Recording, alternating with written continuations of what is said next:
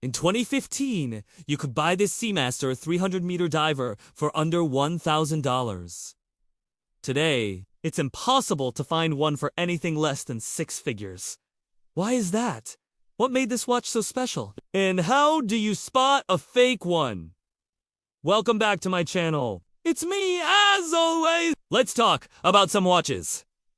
Today, we are talking about the most important watch of all time. This is the exact watch that Daniel Craig wore in Casino Royale, which was the reboot of the James Bond series. He also wore it in Quantum of Solace. In Skyfall, they went away from Omega and he wore a different watch. But this watch started a trend that caused a change in history. Prior to 2006, when James Bond wore the Seamaster 300-meter diver, this watch was just a simple dive watch with very little fanfare. After James Bond wore it, all of a sudden everybody wanted one. The demand was so high that for years you couldn't buy a new one.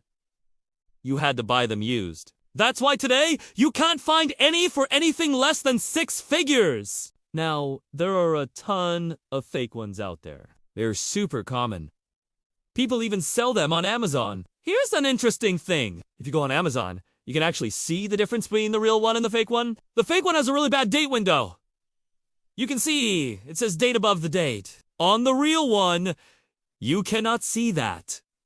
It says Seamaster. Also, the fake one doesn't have the right fonts. On the real one, the fonts are ever so slightly different. These small details make a big difference in price. Of course, now what else changed because of this watch? Aside from the prices going way up, people started to take notice of dive watches because of this one specific model. It was the first time that this brand got a lot of mainstream attention. Prior to that, they were just a dive watch brand. Nothing wrong with that. We still love them for that. But now, their prices have gone way up because of their popularity. Another thing that changed is the amount of homages that were paid to this specific watch. A homage is a watch that is inspired by another watch. For example, a Seiko Turtle is an homage to the first Turtle model that Seiko released many years ago. Another example is the Halio Seaview.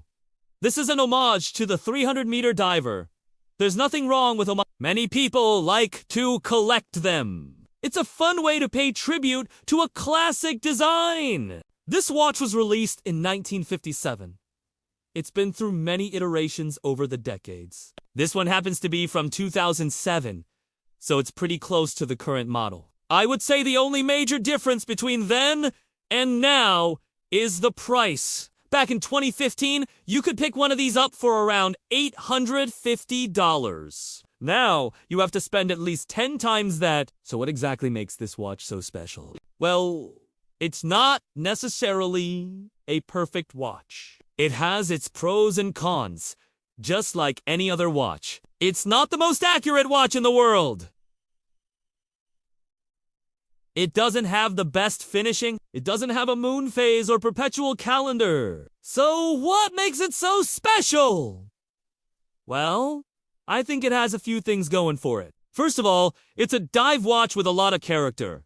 I like that. It's got a broad arrow hand, which is something that you don't see every day. It also has a really cool bezel. The bezel insert is actually aluminum. It's not ceramic, like a lot of dive watches today. Aluminum inserts tend to look better when they patina. I've seen a lot of these watches where the bezel insert has turned a beautiful champagne color. It looks really nice. I'm not a huge fan of the bracelet. I much prefer the tropic-style straps on this watch. I think it looks more handsome. The bracelet is kind of boring. It's an oyster-style bracelet, just like the Submariner has. It's very plain. It's not really exciting. On top of that, the clasp is pretty weak, if you know what I mean.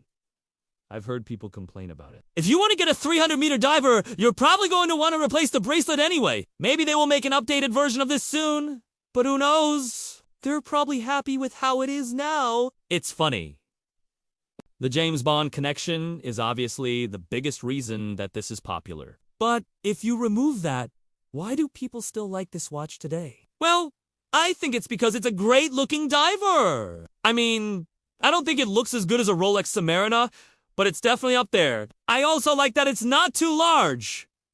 The case size is 41 millimeters. Nowadays, we're used to seeing 42 and 43 millimeter divers. While I personally prefer 40 millimeter watches, I think 41 is still a good size. It wears well on the wrist. It's not too small, but it's not massive either. And while we're on the topic of size, let's talk about water resistance. This watch is rated to 300 meters. Does that matter? Well, I'd say it depends. If you plan on buying one of these to use as an actual tool to go scuba diving, then yes, it matters. You don't want to ruin your watch. However, I'm guessing that most people who buy these don't plan on taking them diving. They just want a cool-looking watch that happens to be a diver. To those people, I would say it doesn't really matter. Most people are not going to experience 300 meters of water pressure while wearing this watch. Even if you accidentally shower with it or go swimming with it, I doubt it will cause any problems. What I really like about this watch is the fact that it's not overly complicated. It's a no-frills dive watch. It tells the time, and that's it. Is it the best value for the money? Probably not. Is it the best made watch in the world? No. But it's got a lot of character. It's got a lot of charm. It's a watch that tells a story. When people see it, they think, "Ooh, that's the James Bond watch." There's something romantic about that. But be careful when you're buying one of these. There's a lot of fakes out there, and you don't want to be scammed. Here's what you need to know. First of all, check the serial number. Serial numbers on these watches go all the way from the 1950s all the way to now. They've been making this watch for a long time. There have been many different versions, so try to find out which version yours is. This is going to help you figure out if it's real or not, and also determine the price. An older one is going to be much cheaper than one from 2015 or later. Also, take a look at the font on the dial. I've heard that the newer ones don't have the right font, so keep that in mind. I'm not sure how true that is, but I've heard it from a lot of people. Be wary of websites that are selling them new for under $1,000. It's just not gonna happen. These watches are hot commodities. Everyone wants them. There's a lot of fakes out there. If you want a new one, you can get the Ploprof. That's the newer version. It's a little bit bigger. I'm not a huge fan of it, but some people like it. It's basically the same watch with a few minor changes. So what do you guys think? Do you have a 300-meter diver? Would you buy one? Let me know in the comments below. Also, if you're interested in learning more about watches, otherwise, thank you so much for watching. Take care.